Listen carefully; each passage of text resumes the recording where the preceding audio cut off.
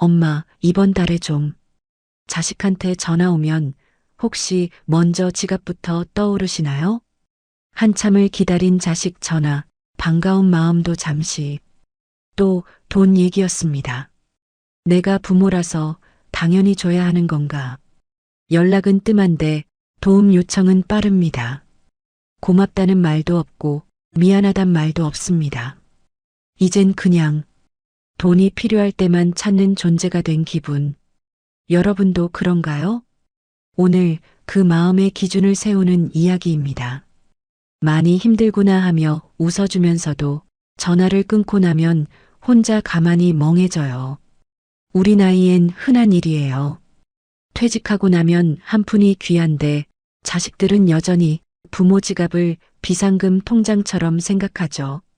모임에 나가면 친구들도 그래요. 아들은 전세금 때문에, 딸은 애 학원비 좀 도와달라고. 다들 웃으며 얘기하지만 그 웃음 뒤엔 공통된 말이 따라붙어요. 그런데 그거 말고는 연락이 없어. 그럴 땐 정말 허탈하죠. 남 얘기 같지가 않아요. 저도 그런 시간이 있었어요. 그런데 어느 날 문득 멈췄어요. 이렇게 계속 도와줘야 하나? 도와주고도 기분이 나쁜 건 내가 너무 준 게 아니라 마음을 안 받았기 때문이더라고요. 그래서 그때부터 기준을 세웠어요. 이럴 땐 연락하지 말자.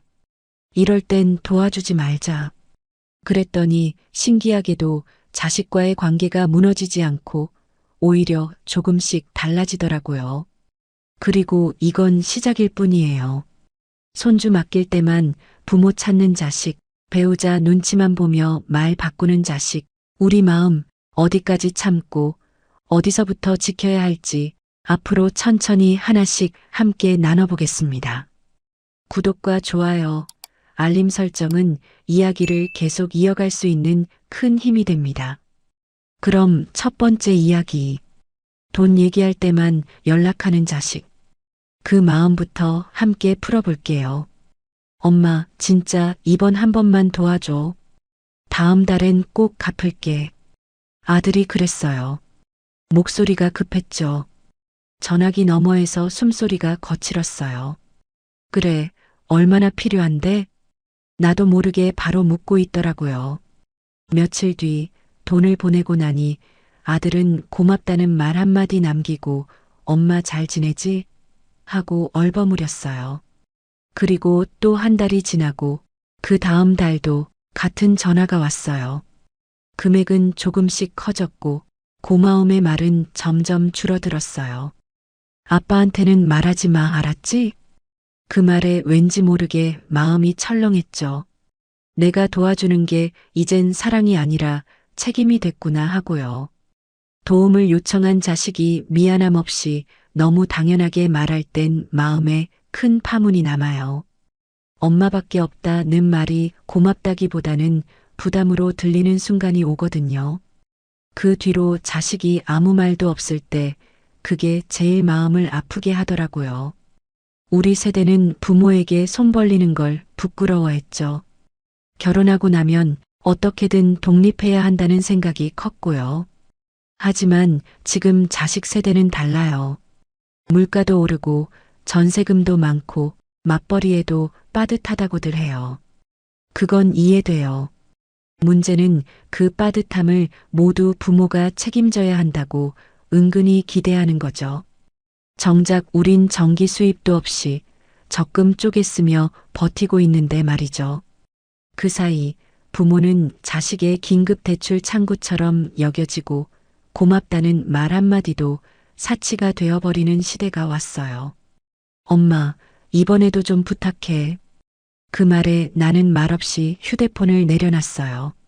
그리고는 처음으로 이렇게 말했죠.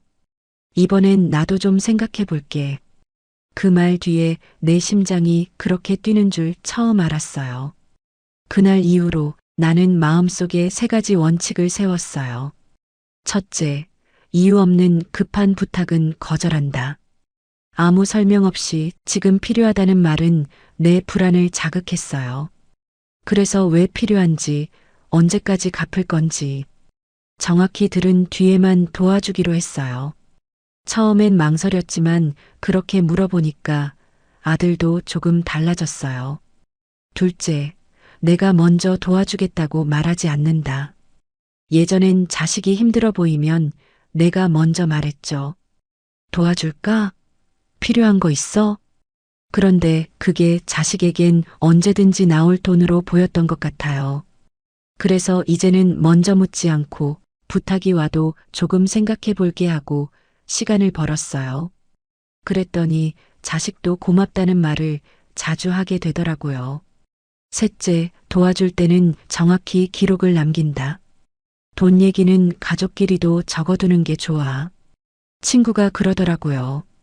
그래서 나도 적기 시작했어요. 얼마, 언제, 어떤 용도. 처음엔 좀 뻘쭘했지만 아들도 엄마 멋있네 하고 웃었어요.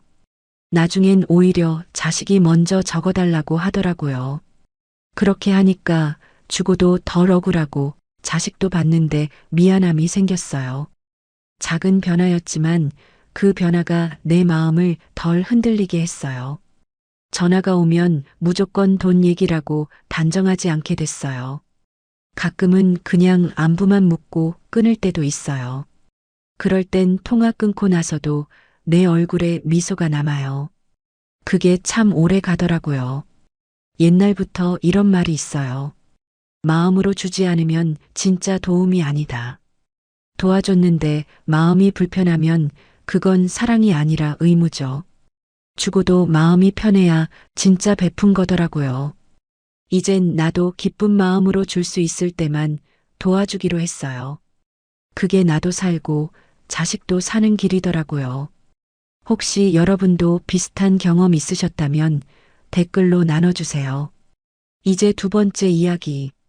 손주 봐달라고만 하고 정작 중요한 일엔 빠지는 자식. 엄마, 다음 주 금요일부터 일주일 동안 좀 부탁드릴게요. 아침에 눈도 제대로 못 떴는데 딸한테 문자가 와 있었어요. 그때가 딸 부부 휴가철이었죠. 손주 어린이집 방학도 겹쳤고요. 또 올해도 이렇구나. 문자를 보며 속으로 한숨이 나왔어요. 어디 가는데? 응, 제주도. 좀 쉴 겸 다녀오려고. 그럼 나도 같이 가자. 반 장난으로 말했는데 딸이 웃지도 않고 말하더군요. 엄마는 손주랑 있어줘야지. 그 말 한마디에 속이 텅 비는 느낌이었어요. 내가 쉬고 싶다는 말은 그냥 농담처럼 흘려듣고 딸 부부의 쉼만 당연한 권리처럼 느껴졌어요. 그 일주일 동안 나는 새벽에 일어나 이유식 챙기고 낮잠 시간 맞춰 안고 달래고 밤에는 자다가 두세 번씩 일어나 기저귀 갈고 안아줬어요. 정작 그 시간 동안 딸은 하루 한 번, 영상통화 한 번뿐이었죠. 그때 처음 느꼈어요. 내가 가족이 아니라 보모가 된 것 같다고. 내가 도와주는 건데 그게 당연한 일처럼 여겨질 때 도움이 아니라 일방적인 요구가 되는 거더라고요. 무엇보다 속상했던 건 힘든 와중에도 딸은 내 상태를 묻지 않았다는 거예요. 엄마 힘들지? 이 한마디면 참을 수 있었을 텐데 말이죠. 우리 세대는 손주 돌보는 게 당연한 일처럼 받아들이며 살아왔어요. 특히 딸과 가까운 부모는 더 많은 도움을 요청받고 부담도 더 크게 느끼죠. 요즘은 맞벌이가 많고 일하는 엄마가 늘다 보니 육아 부담이 고스란히 조부모에게 넘어오는 경우가 많아졌어요. 하지만 우리는 자식의 육아 지원자는 아니잖아요. 퇴직하고 내 삶을 다시 살아보려는 시점에 다시 아이 돌봄에 끌려 들어가는 거예요. 그 속에서 우리는 감정적으로도 점점 소외감을 느끼게 되죠. 존중도 없이 단지 가능한 사람으로 여겨질 때 그 씁쓸함이 참 크더라고요. 엄마는 당연히 도와줄 줄 알았어. 그 말에 그날 처음으로 말문이 막혔어요.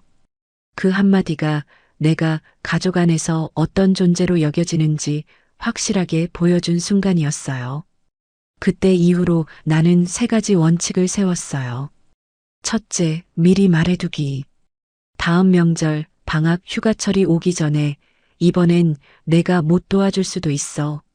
이 말을 먼저 꺼내요. 갑자기 맡겨지는 것보다 미리 말해두면 서로 감정 상할 일이 줄어들더라고요. 둘째, 도와주는 날엔 조건을 말하기. 예전엔 무조건 도와줬는데 이젠 말해요. 밤은 같이 자야 해. 식사는 챙겨놓고 가. 기저귀랑 약은 정확히 설명해줘. 처음엔 딸이 조금 서운해했지만 시간이 지나면서 오히려 더 조심스럽게 부탁하더라고요. 셋째, 도와주는 날과 내 시간을 지키는 날을 구분하기. 한 달에 한두 번은 딸이 도움을 청해도 정중히 거절해요. 이번 주는 약속 있어. 내 일정이 있어서 안 돼. 이 말이 처음엔 참 힘들었지만 한 번 하고 나니 자신감이 생겼어요. 그리고 딸도 엄마 시간도 챙겨야지 라고 말해주는 날이 왔어요. 그때 느꼈어요. 내가 나를 지켜야 자식도 나를 존중하게 된다는 걸요. 그리고 더 중요한 건 내 마음이 편해졌다는 거예요. 주고 나서 섭섭하지 않고 도와주고도 내 삶이 무너지지 않으니까요. 요즘은 손주 부탁이 와도 내 일정을 먼저 봐요. 이날은 내가 가능하겠다. 내가 선택한 날에 도와주는 거죠. 그러니 도와주는 날에도 피곤하지만 마음은 덜 상해요. 그리고 손주가 웃으면 그 웃음이 더 기쁘게 느껴지더라고요. 나무도 가지치기를 해야 더 오래 건강하게 자란다고 해요. 우리가 도와주는 일도 마찬가지더라고요. 무조건 다 들어주는 게 사랑은 아니에요. 선을 지키고 내 삶을 챙기면서 도와줘야 관계도 오래가고 나도 덜 상처받아요. 그래서 요즘은 좋은 부모보다 지혜로운 부모가 되자. 그렇게 마음먹고 있어요. 혹시 여러분도 이런 손주 육아 지치셨던 적 있으신가요? 댓글로 같이 이야기 나눠요. 이어서 세 번째 이야기. 배우자 눈치만 보며 부모를 대하는 자식. 엄마, 일요일에 갈게요. 저녁 먹고 가요. 아들이 그렇게 말했어요. 오랜만에 손주 얼굴도 보고 저녁 차려주고 싶어서 시장부터 갔죠. 갈비는 간장에 재워두고 상추며 나물도 미리 손질해두고 과일까지 냉장고에 넣어뒀어요. 그날 집안 구석구석 정리도 더 했고요. 그런데 토요일 밤 아들에게 전화가 왔어요. 엄마, 민정이가 요즘 좀 피곤해서 이번 주는 그냥 쉬자고 했어. 다음에 따로 시간 낼게. 그래, 몸조리 잘하라고 해. 말은 그렇게 했지만 전화를 끊고 나니 냉장고 문을 닫는 소리까지 괜히 서럽게 들리더라고요. 일요일 아침 조용한 부엌에 혼자 앉아 있다가 준비해둔 반찬 몇 개 꺼내보다 다시 그대로 넣었어요. 젓가락이 손에 잘 안 잡히더라고요. 그래서 그냥 덮었어요. 그날 저녁 습관처럼 SNS를 넘기다가 사진 하나가 눈에 들어왔어요. 며느리가 올린 사진이었어요. 친정 부모님과 외식하는 자리. 손주는 케이크를 들고 있었고 아들은 활짝 웃고 있었죠. 그 사진을 한참 바라보다가 휴대폰을 엎어놓고 손끝만 조용히 떨었어요. 딱히 뭐가 서러운지도 모르겠는데 괜히 그 부엌 불 꺼진 집안이 유난히 낯설고 허전하더라고요. 어디가 아프다던 사람은 멀쩡했고 나는 그 시간 내내 괜히 설레고 괜히 준비만 했던 거예요. 냉장고 안 불빛만 조용히 켜져 있었어요. 그 안에 내 마음도 함께 식어가는 것 같았어요. 가족의 구조가 예전이랑은 완전히 달라졌어요. 이젠 부부가 1순위, 부모는 그 다음. 그게 요즘 자식 세대의 기준이에요. 문제는 그 변화 속에서 우리가 아무 설명도 없이 자연스럽게 밀려나고 있다는 거예요. 며느리 눈치 먼저 보고, 계획도 며느리 일정에 맞추고, 방문도 식사도 먼저 말 꺼내질 않죠. 정작 우리가 어떻게 느끼는지, 기다렸는지, 그건 아무도 먼저 묻지 않아요. 예전엔 자식들이 우리 눈치를 봤는데 요즘은 우리가 자식 부부 눈치를 보게 됐어요. 가족 안에서 존재감이 서서히 옅어지는 그 기분 겪어본 사람만 그 조용한 서운함을 알아요. 그날 이후로 나는 마음을 조금 달리 먹었어요. 예전엔 온다 하면 이틀 전부터 움직였어요. 뭘 해줘야 하나, 뭘 사놔야 하나. 그 생각에 냉장고도 정리하고 장도 봤죠. 지금도 그래요. 그래도 온다 하면 준비하는 그 시간이 저는 좋아요. 다만 이젠 너무 많이 하진 않아요. 내가 지치지 않을 만큼 내 손에 익은 것만 준비해요. 반찬 두세 가지, 국 하나, 그리고 따뜻한 밥. 그 정도면 마음 전하는 데는 충분하더라고요. 오면 반갑고 못 오면 혼자 잘 먹으면 그만이에요. 그렇게 생각하니까 마음이 덜 흔들려요. 둘째, 아쉬운 건 티내지 않기로 했어요. 예전엔 다음엔 꼭 와라. 손주 얼굴 너무 보고 싶다. 이런 말 자주 했어요. 그 마음도 진심이지만 그 말을 들은 자식이 부담스러워할 수도 있겠구나 싶더라고요. 그래서 이젠 그래, 다음엔 보자. 그래, 쉬어라. 그 한마디 하고 말아요. 그랬더니 며느리도 더 편하게 연락하고 아들도 눈치를 덜 봐요. 부담을 내려놓으니까 연락도 오히려 잦아지더라고요. 셋째, 며느리 얘기는 내 입으로 꺼내지 않기로 했어요. 며느리에 대한 섭섭함 한두 가지겠어요. 근데 그 얘기를 아들한테 하면 대부분 돌아오는 말이 그냥 넘기세요. 요즘은 그렇게 안 해요. 결국엔 내가 예민한 사람이 되는 거죠.